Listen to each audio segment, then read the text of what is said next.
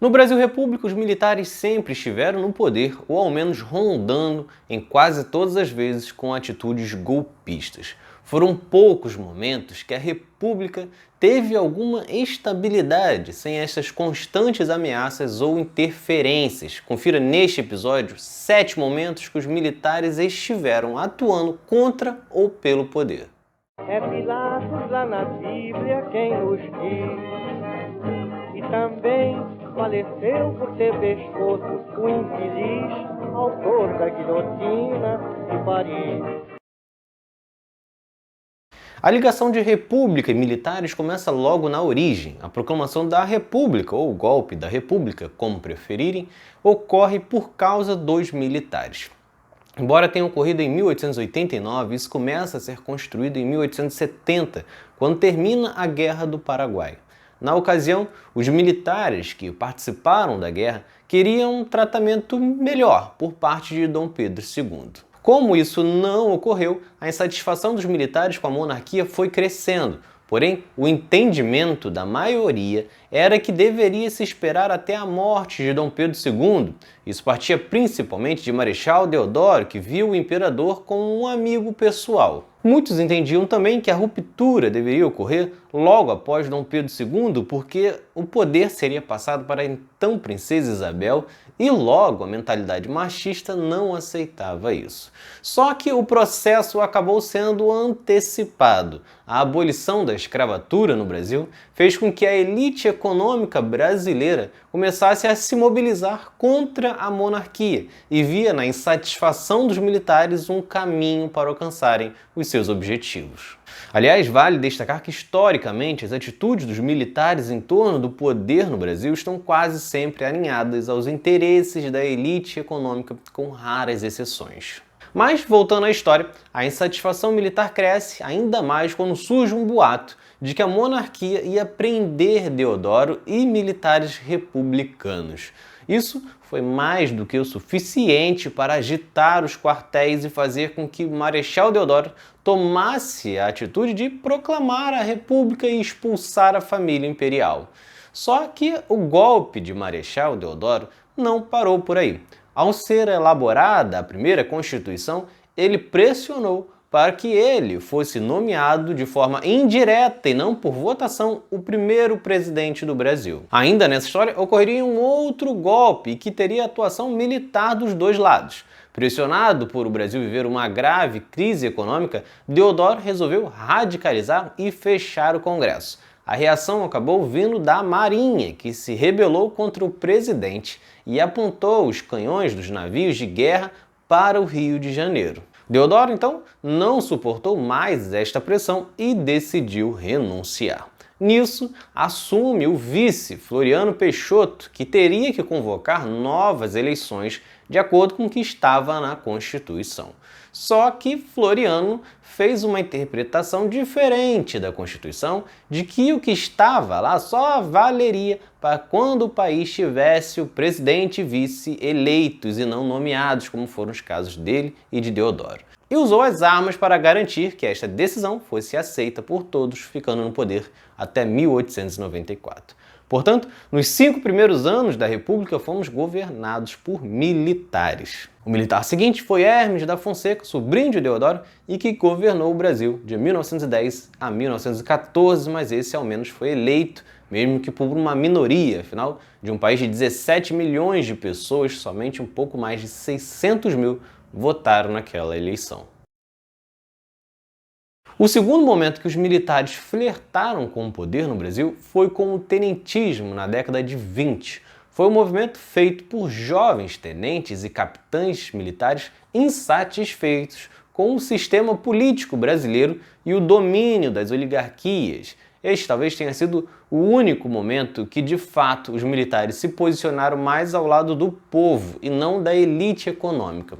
Só que o movimento existiu também como uma forma dos militares mostrarem força. Isso porque o movimento ganha mais força após o presidente eleito Arthur Bernardes ter determinado para o presidente em exercício, Epitácio Pessoa, para fechar o clube militar e prender Hermes da Fonseca, que havia se rebelado contra Arthur Bernardes após o resultado das eleições. Isso esquentou ainda mais o clima e fez com que uma série de revoltas estourassem entre 1922 e 1927, como a Revolta do Forte de Copacabana, a Revolta Paulista e a Comuna de Manaus.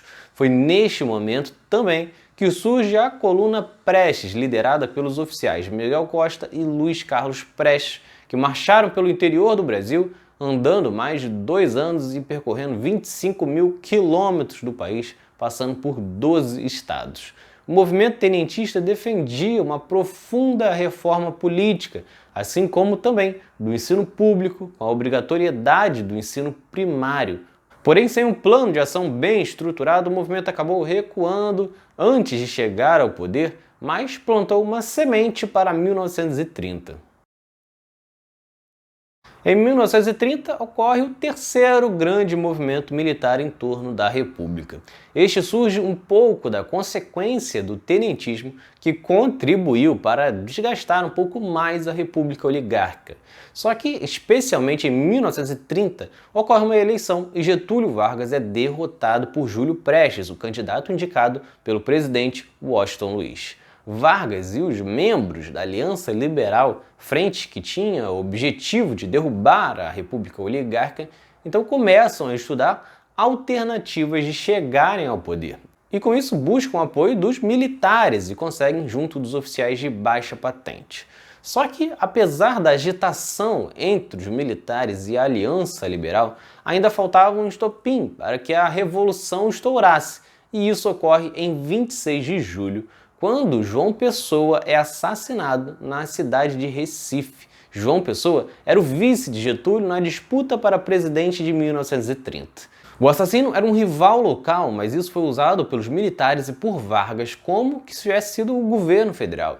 E, imediatamente, os militares lideram diversas revoluções pelo país e ocupam capitais importantes como Porto Alegre e Belo Horizonte, liderados por Vargas e o tenente Góes Monteiro. Enquanto Vargas caminhava em direção ao Rio com a tropa, o presidente Washington Luiz recebia o ultimato para deixar o governo. Diante da negativa do presidente, os militares prendem Washington Luiz. A junta militar, então, toma o poder e entrega para Vargas, que tinha a missão de elaborar uma nova Constituição e depois convocar as eleições, o que demorou muito para ocorrer. Só que a parceria entre Vargas e militares não acabaria aí. Vargas até faz a Constituição, mas segue no poder e em 1937 arma um golpe para permanecer ainda mais tempo no poder e, para isso, conta com os militares. Naquele ano, as Forças Armadas apresentam o Plano Cohen, um documento apreendido no qual dizia que comunistas pretendiam dar um golpe e tomar o poder no país. O documento foi apresentado em uma reunião que tinha o general Góes Monteiro, chefe do Exército, e Eurico Gaspar Dutra, ministro da Guerra. Isso foi o suficiente para que declarassem estado de guerra e fosse implantada a ditadura do Estado Novo. Somente em 1945, já quando a ditadura de Vargas estava em crise, que Góes Monteiro denunciou a fraude e acusou Olímpio Mourão Filho de ter produzido o documento. Mourão, por sua vez, afirmou que o documento foi criado para uma simulação interna da ação integralista brasileira. Só que nem sempre a relação dos militares com Vargas foi de harmonia. O quarto envolvimento dos militares na República ocorre no segundo governo de Vargas, que durou entre 1951 a 1954. Na ocasião, o presidente tinha uma forma de governo diferente, menos ditatorial do que nas décadas de 30 e 40. Um dos momentos mais marcantes foi quando ele fundou a Petrobras. Isso esfriou a relação com os militares, que também não concordaram com a decisão de Vargas de ficar neutro na Guerra da Coreia e no monopólio estatal do petróleo. Uma ala militar, então, fazia fortes críticas ao governo e reclamava de uma infiltração comunista.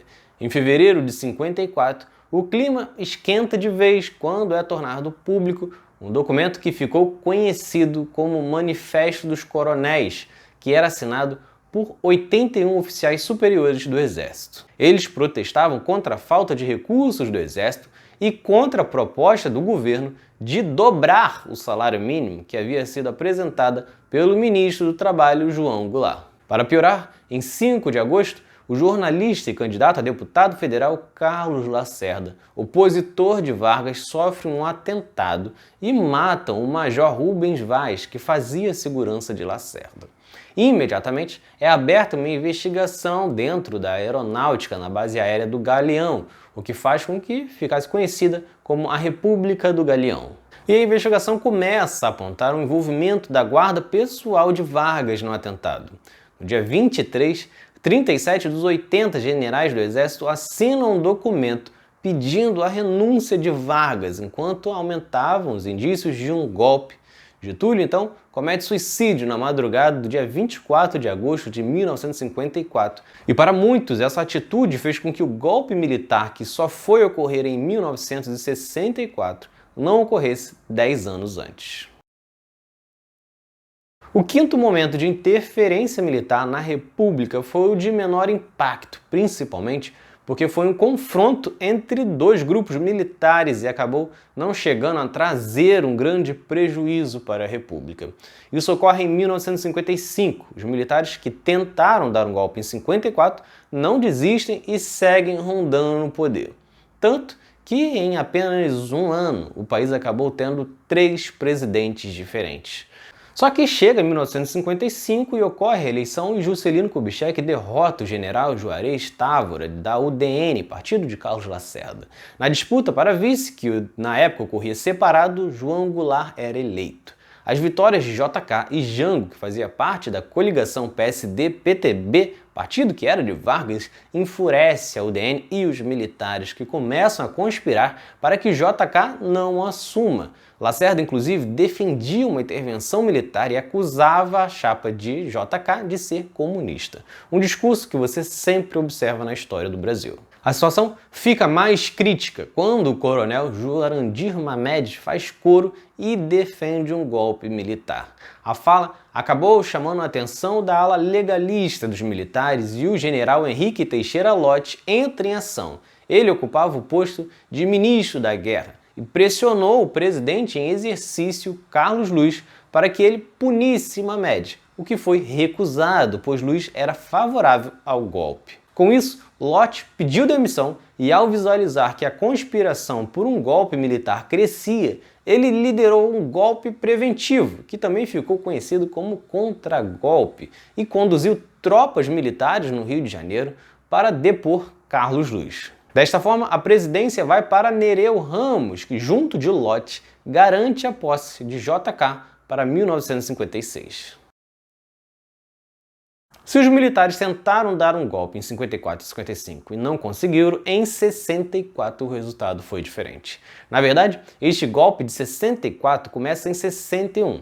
Na ocasião, Jânio Quadros decide renunciar e quem assume é João Goulart. Jango incomodava os grupos conservadores do Brasil e também aos Estados Unidos, que o consideravam muito à esquerda.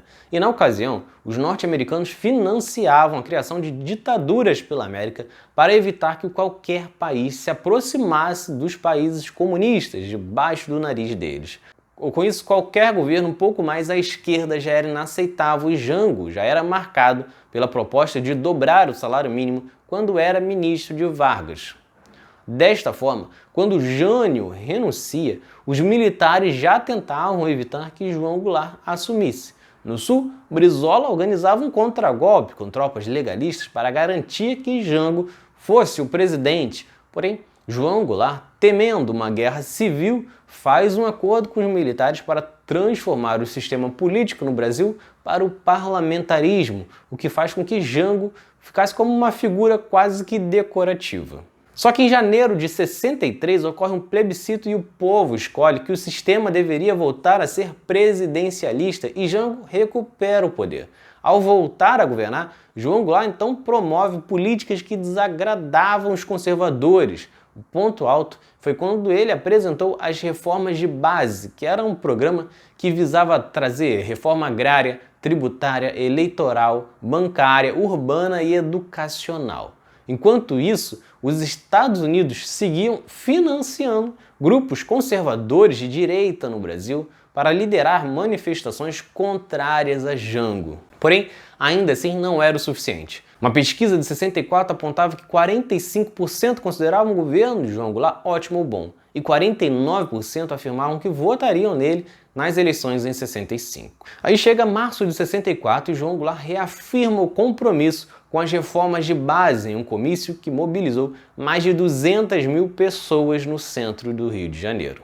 Imediatamente, então, os grupos conservadores financiados pelos Estados Unidos organizaram uma manifestação da Família com Deus pela Liberdade, que teria reunido 500 mil pessoas em São Paulo. Era a primeira medida para um golpe que estava previsto para ocorrer em 10 de abril, em uma ação conjunta dos militares brasileiros com a dos Estados Unidos, através da Operação Brother Sun.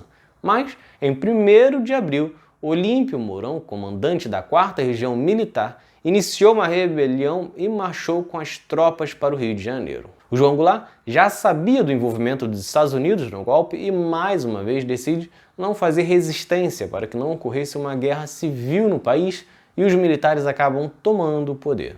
Porém, é importante destacar que muitos setores da sociedade civil e inclusive políticos como JK e Carlos Lacerda apoiaram o golpe, acreditando que seria uma interferência temporária. Só que assim que chegam ao poder, os militares começam a perseguir alguns deles e ficam no governo por 21 anos, de 1964 até 1985. A 7ª grande interferência ocorre agora no governo Bolsonaro. A participação dos militares começa, inclusive, antes de Bolsonaro ganhar a eleição.